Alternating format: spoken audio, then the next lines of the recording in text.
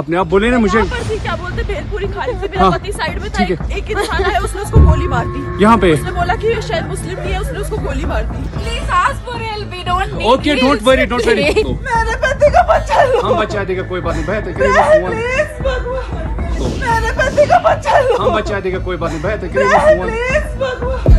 नमस्कार दोस्तों, स्वागत है आप सभी का हमारे चैनल में। आज हम बात करेंगे कश्मीर के पहलगाम में हुए भीषण आतंकी हमले के बारे में, जिसमें 26 निर्दोष पर्यटकों की जान चली गई। इस हमले के बाद मोदी सरकार ने पाकिस्तान के खिलाफ कड़े कदम उठाए। आइए विस्तार से जानते हैं इन हमले और सरकार की प्रतिक्रिया के बारे में। नंबर 1, हमला और उसकी भयावहता। 23 अप्रैल 2025 को जम्मू कश्मीर के पहलगाम में 4 आतंकियों ने पर्यटकों पर अंधाधुंध गोलियां चलानी शुरू कर दी, जिसमें 25 भारतीय और एक नेपाली नागरिक था और इन सभी की मौत हो गई और 17 अन्य घायल भी हो गए। यह हमला 2008 के मुंबई हमलों के बाद भारत पे सबसे घातक नागरिक हमला माना जा रहा है। हमले की जिम्मेदारी कश्मीर रेजिस्टेंस नामक एक कम ज्ञात आतंकी संगठन ने ली है, जिसे भारतीय सुरक्षा एजेंसी पाकिस्तान, लश्कर-ए-तैयबा और हजीबुल मुजाहिदीन से जुड़ा मानती है। नंबर 2, मोदी सरकार की प्रतिक्रिया। प्रधानमंत्री नरेंद्र मोदी ने इस हमले को कायराना और अमानवीय बताया और दोषियों को न्याय के कटघरे में लाने का संकल्प लिया। ये हमला सिर्फ निहत से पर्यटकों पर नहीं हुआ है, देश के दुश्मनों ने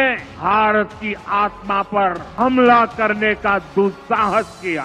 मैं बहुत स्पष्ट शब्दों में कहना चाहता हूं, जिन्होंने ये हमला किया है उन आतंकियों को और इस हमले की साजिश रचने वालों को उनकी कल्पना से भी बड़ी सजा मिलेगी। सरकार ने यहाँ पर ये सब कड़े कदम उठाए हैं। भारत पाकिस्तान के बीच मुख्य भूमि सीमा को बंद कर दिया जाएगा, यानी कि बंद कर दिया गया है अभी के टाइम पर। सिंधु जल संधि को निलंबित कर दिया गया है। इस्लामाबाद से भारतीय राजनयिकों को वापस बुला लिया गया है। पाकिस्तान नागरिकों के लिए वीजा छूट योजना को रद्द कर दिया गया है फिलहाल के लिए। और गृह मंत्री अमित शाह ने हमलावरों के खिलाफ सख्त कार्यवाही की आश्वासन दी है। अमेरिका के राष्ट्रपति डोनाल्ड ट्रंप और ब्रिटेन के प्रधानमंत्री कीर स्टारमर सहित कई अंतर्राष्ट्रीय नेताओं ने इस हमले की निंदा की और भारत के साथ एकजुटता व्यक्त की। हालांकि विपक्षी दलों ने यहाँ पर सरकार की कश्मीरी नीति पर सवाल उठाया, यह कहते हुए कि 2019 में अनुच्छेद 370 हटाने के बाद और इतना सब कुछ करने के बाद भी क्षेत्र में शांति स्थापित नहीं हो पाई है। राष्ट्रीय जांच एजेंसी NIA ने हमले की जाँच शुरू कर दी है और 3 संदिग्ध आतंकियों के स्केच जारी किए गए हैं, जिनमें से 2 विदेशी नागरिक बताए जा रहे हैं। सेना ने आतंकियों की तलाश के लिए व्यापक अभियान भी शुरू कर दिया है और क्षेत्र में सुरक्षा बलों की तैनाती बढ़ा दी गई है। इस हमले की जिम्मेदारी ली है यहाँ पर TRF यानी कि रेजिस्टेंस फ्रंट ने, जो कि लश्कर-ए-तैयबा का नया चेहरा माना जाता है।